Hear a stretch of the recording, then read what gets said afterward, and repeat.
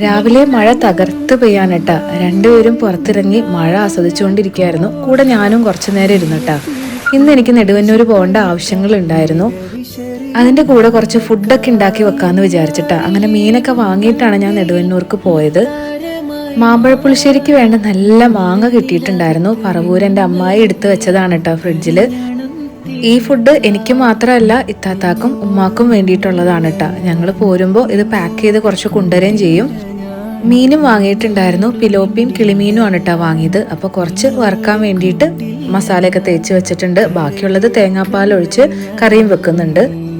മെഴുക്കുവരട്ടിയായിട്ട് അച്ചിങ്ങയും കായയാണ് കേട്ടോ. കൂടാതെ പടവലങ്ങയും കൂടി ഉണ്ട്. അപ്പോൾ എല്ലാം കട്ട് ചെയ്ത് ഒന്ന് വേവിച്ചെടുക്കുകയാണ്. ജസ്റ്റ് ഒരു വിസിൽ മാത്രം അടുപ്പിച്ചാൽ മതി കേട്ടോ. എന്നിട്ട് ഉള്ളിയും മുളകൊക്കെ ഇട്ട് ഒന്ന് വഴറ്റിയെടുക്കാം. പടവലങ്ങ തോരനാണ് കേട്ടോ വെക്കുന്നത്. തേങ്ങയൊക്കെ ഇട്ട് ഒന്ന് മിക്സ് ചെയ്തെടുക്കുന്നുണ്ട്. കുറച്ച് മാങ്ങ ഉപ്പിലിട്ടത് ഉണ്ടായിരുന്നു കേട്ടോ. ഉപ്പുമാങ്ങ ചമ്മന്തിയാണ് ഇപ്പൊ റെഡിയാക്കിക്കൊണ്ടിരിക്കുന്നത്. കുറച്ച് ഉള്ളിയും പച്ചമുളകും വെളിച്ചെണ്ണയൊക്കെ ഒഴിച്ച് ഒന്ന് മിക്സ് ചെയ്തെടുത്തു. പൊരിക്കാനുള്ള മീനൊക്കെ എന്തായാലും ചട്ടിയിലേക്ക് ഇട്ട് കൊടുത്തിട്ട് വാഴയില വെട്ടാൻ വേണ്ടിയിട്ട് ഇറങ്ങിയിട്ടുണ്ടായിരുന്നു കേട്ടോ.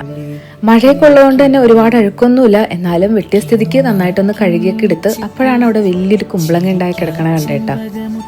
അങ്ങനെ ഇലയൊക്കെ വിരിച്ച് നല്ല ചൂടൻ ചോറും ഉപ്പുമാങ്ങ ചമ്മന്തിയും കിളിമീൻ ഫ്രൈയും പടവലങ്ങ തോരനും വഴുതനങ്ങയും മാമ്പഴപ്പുളിശ്ശേരിയൊക്കെ കൂട്ടി നമ്മളൊരു പിടി പിടിച്ചിട്ടാ.